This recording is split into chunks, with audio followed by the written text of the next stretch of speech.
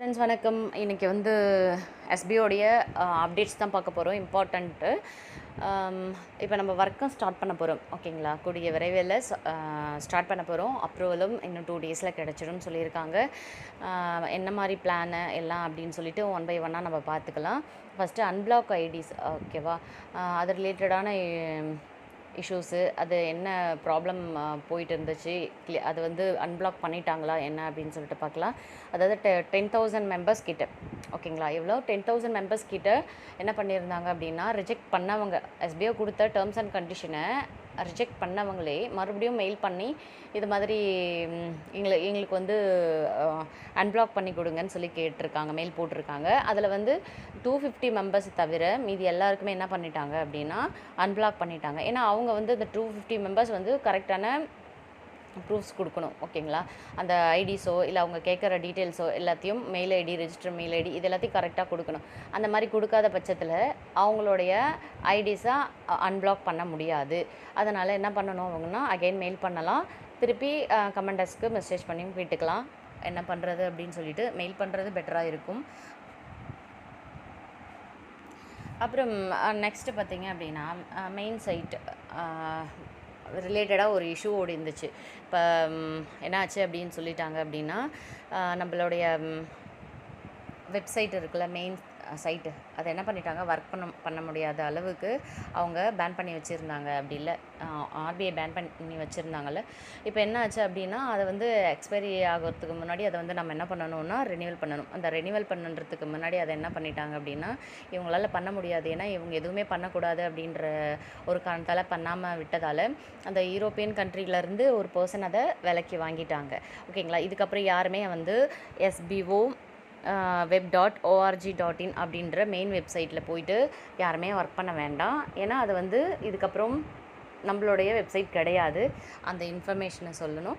Next என்னென்னா, நிறைய பேருக்கு இந்த வெப்சைட் இருக்கிறது தெரியாது. அதாவது ஓல்டு மெம்பர்ஸ்க்கு நிறைய பேருக்கு தெரியும், ஏன்னா இந்த வெப்சைட்டு அதில் ஒர்க் பண்ணியிருக்காங்க. நியூ மெம்பர்ஸ் வந்து மோஸ்ட்டாக போர்ட்டலில் தான் ஒர்க் பண்ணியிருக்கீங்க அப்படின்றதால இந்த வெப்சைட் இருக்கிறது தெரியாது. இந்த வெப்சைட் ஆனால் ஓப்பனில் தான் இருக்குது, ஓகேங்களா? லைவில் தான் இருக்குது. ஆனால் வந்து என்னென்னா, அது வந்து வேறு ஒரு டிராஃபிக் சைட்டாக அது இருக்குது. ஸோ அதனால் அதெல்லாம் போயிட்டு யூஸ் பண்ண வேண்டாம் அப்படின்னு சொல்லிட்டு எஸ்பிஓடைய வேண்டுகோள். ஓகேங்க. அடுத்தது என்ன அப்படின்னு பார்த்தீங்கன்னா, ரீஃபண்ட் விஷயமா நிறைய பேர் கேட்டிருப்பீங்க, ரீஃபண்ட் என்னாச்சு அப்படின்னு சொல்லிட்டு. அதாவது ரிஜெக்ட் பண்ணவங்களும் சரி, முன்னாடி வந்து நான் எனக்கு வந்து கன்டினியூ பண்ண விருப்பம் இல்லை அப்படின்னு சொல்லிட்டு மெயில் போட்டு அக்ரிமெண்ட் சைன் பண்ணவங்களும் சரி, ரீஃபண்டுக்காக எதிர்பார்த்துட்ருப்பீங்க. இது எல்லாத்துக்குமே ஒரே சொல்யூஷன் என்ன அப்படின்னு பார்த்தீங்கன்னா, அப்ரூவல் லெட்டர் நம்ம கைக்கு வந்துட்ட பிறகு இந்த வீக்லேயே கூட அவங்க ப்ராசஸ் பண்ணுவாங்க. இந்த வீக்னா நெக்ஸ்ட் வீக் மண்டேலேருந்து ப்ராசஸ் பண்ண ஆரம்பிச்சிடுவாங்க, அவங்களுக்கு ஒன்ஸ் அது லெட்டர் கையில் கிடச்சிடுச்சுன்னா, ஓகேங்களா? அது ஒன்று. நெக்ஸ்ட்டு வந்து ஆட்டோமேட்டிக்காக யார் ஃபார்ம் ஃபில் பண்ணவங்க மட்டும் இல்லாமல் ரிஜெக்ட் பண்ணவங்களுக்குமே என்னது, அவங்களுடைய இன்வெஸ்ட்மெண்ட் அமௌண்ட்டு, ஒர்க் பண்ண அமௌண்ட்டு போயிடும். ப்ளஸ் நம்ம கன்டினியூ பண்ணுறோம்ல, நம்ம கன்டினியூ பண்ணுறவங்களுக்குமே என்னதுன்னா, நம்ம ஒர்க் பண்ண அமௌண்ட்டு ப்ளஸ் நம்ம இன்வெஸ்ட் பண்ண அமௌண்ட்டு, ஓகேங்களா, அதையும் தந்துடுவாங்க.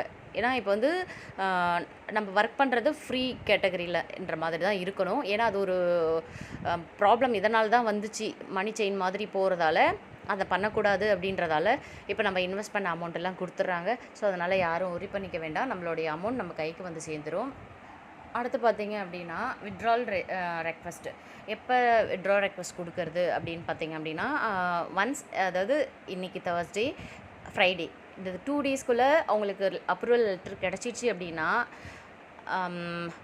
கம்மிங் சாட்டர்டே அண்ட் சண்டே வீக்கெண்ட்ஸில் கொடுத்துடலான்னு சொல்லியிருக்காங்க வித்ட்ரால் ரெக்வஸ்ட்டு.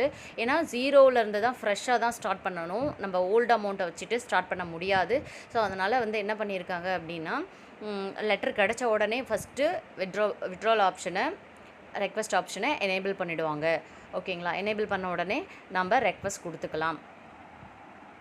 அப்புறம் அன்வான்ட் லிங்க்ஸ் அப்படின்னு சொல்கிறாங்க, நிறைய பேருக்கு அது மாதிரி வந்திருக்கு, ஓகேங்களா? இப்போ உங்களுக்கு தேவையில்லாத லிங்க்ஸை எதுவுமே என்ன பண்ணக்கூடாதுன்னா டச் பண்ணக்கூடாது. டச் பண்ணிவிட்டு அதில் ஏதாவது டீட்டெயில்ஸ் கேட்கலாம், உங்களுடைய ஃபோன் மொபைல் ஹேக் பண்ணலாம், ஓகேவா? அதனால் உங்களுடைய ப்ராப்ளம் வராமல் இருக்கணும் அப்படின்னா நீங்கள் எந்த ஒரு அன்வான்ட் லிங்க்ஸுமே உங்களுக்கு தெரியாததை நீங்கள் பண்ணக்கூடாது. இப்போது உங்களுக்கு எஸ்பிஓவில் கொடுக்குறாங்க அப்படின்னா, லிங்க்ஸ் கொடுக்குறாங்க அப்படின்னா அவங்க என்னன்னு சொல்லிட்டு கரெக்டாக கொடுக்குறாங்க, ட்ரஸ்டட். அதனால் மற்ற எதுலேயுமே மெசேஜ்லையோ இல்லை எந்த ஒரு சோஷியல் மீடியா பிளாட்ஃபார்ம்லேயோ வர லிங்க்ஸை யாருமே டச் பண்ண வேண்டாம். டச் பண்ணிட்டா அது உங்களுக்கு வந்து ப்ராப்ளமில் தான் கொண்டு போய் விடும். அதனால் அது வேணாம். ஓகேங்களா? அடுத்தது அப்ரூவல் லெட்டர் எப்போ கிடைக்கும் அப்படின்னு பார்த்தீங்கன்னா, சொல்லிட்டேன். இதை 2-3 வாட்டி சொல்லிட்டேன். இந்த இந்த அது வீக் டேஸ்க்குள்ளே கிடச்சிடும். அப்படி இல்லைன்னா நெக்ஸ்ட்டு மண்டே டியூஸ்டேக்குள்ளே கிடச்சிடும் அப்படின்னு சொல்லியிருக்காங்க. மேக்ஸிமம் அது ஓகேவா? அந்த டேட்டு மினிமம் இந்த ஃப்ரைடேக்குள்ளே கிடைக்க வாய்ப்பு இருக்குது. இப்போது நெக்ஸ்ட்டு பார்த்திங்க அப்படின்னா, பிளான் எப்போ பப்ளிஷ் பண்ணுறது? ஒரு வேளை வந்து அப்ரூவல் லெட்டர் கிடச்சிடுச்சு, அப்போ எப்போ நம்ம வந்து பிளான் வந்து பப்ளிஷ் பண்ணுறது அப்படின்னு சொல்லிட்டு பார்த்தீங்கன்னா, அப்ரூவல் கிடச்சி மறுநாளே இல்லைன்னா ஒரு 2 நாள் கழிச்சோ என்ன பண்ணிவிடுவாங்கன்னா பிளான் கொடுத்துருவாங்க. ஏன்னா பிளான் எல்லாமே ரெடி. இதுக்கப்புறம் தான் பிளான் வந்து பண்ணணும்னு அவசியம் கிடையாது, பிளான் போடணும்னு அவசியம் கிடையாது. Already plan ready. ஜஸ்ட் நம்ம என்ன பண்ண போகிறோம் அப்படின்னா, அந்த பிளான் பப்ளிஷ் பண்ண உடனே அதை பற்றி நம்ம கொஞ்சம் நாலேஜை கேதர் பண்ணணும். கொஞ்சம் டைம் எடுக்கும், 1 or 2 days டைம் எடுக்கும்ல, அந்த டைம் மட்டும்தான். மற்றபடி பிளான் பப்ளிஷ் பண்ணி 2 to 3 daysக்குள்ளே ஒர்க்கை ஸ்டார்ட் பண்ணிடலாம் அப்படின்ற மாதிரி தான் சொல்லியிருக்காங்க ஃப்ரெண்ட்ஸ்.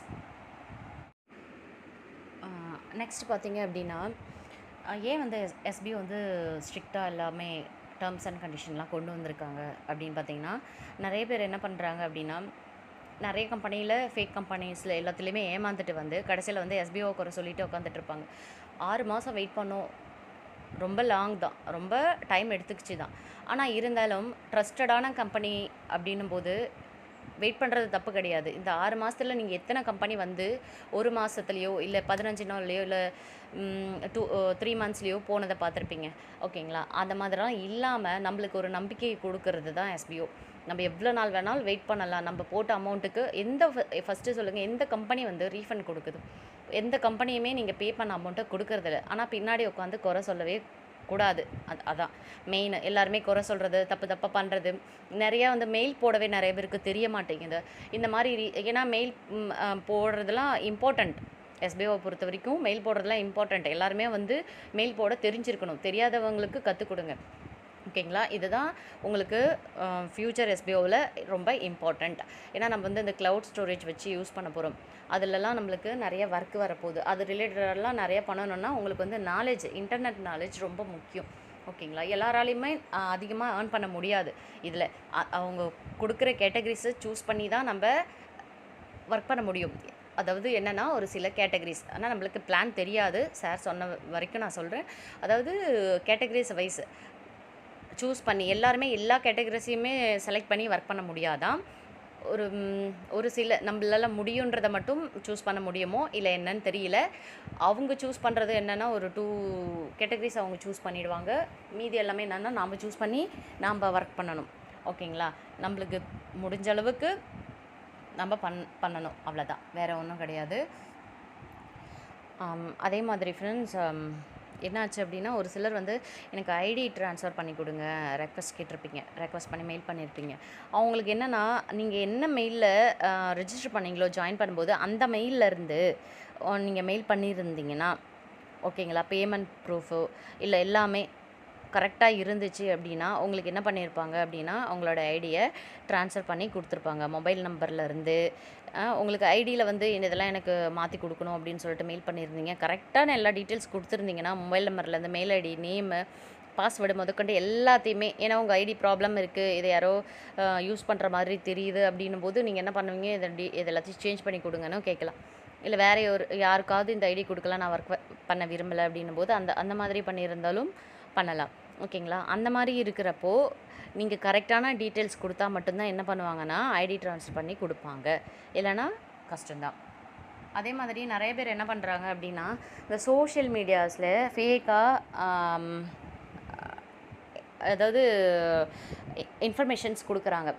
கரெக்டாக உங்களுக்கு ப்ரூஃப் வச்சுட்டு பண்ணணும். ஓகேங்களா? அப்படி இல்லாத ஃபேக்காக இன்ஃபர்மேஷன் ஸ்ப்ரெட் பண்ணுறதால லீகல் ஆக்ஷன் எஸ்பிஓ ஃப்யூச்சரில் எடுக்கும். ஸோ அதனால் என்ன பண்ணாதீங்கன்னா, ஸ்ட்ரிக்டாக சொல்லிட்டாங்க. நீங்கள் எந்த ஒரு ப்ரூஃபும் இல்லாமல் யூடியூப்லேயோ இல்லை ஃபேஸ்புக்லேயோ இல்லை எந்தாவது ஒரு சோஷியல் மீடியா பிளாட்ஃபார்ம்லேயோ நீங்கள் இந்த மாதிரி பேசிட்டு இல்லை அதை பற்றி தப்பாக சொல்லிட்டு இருந்தீங்க அப்படின்னா அவங்க மேலே லீகலாக ஆக்ஷன் எடுக்கலாம். ஏன்னா நாம் வந்து எல்லா டேர்ம்ஸ் அண்ட் கண்டிஷனும் அக்செப்ட் பண்ணியிருக்கோம்.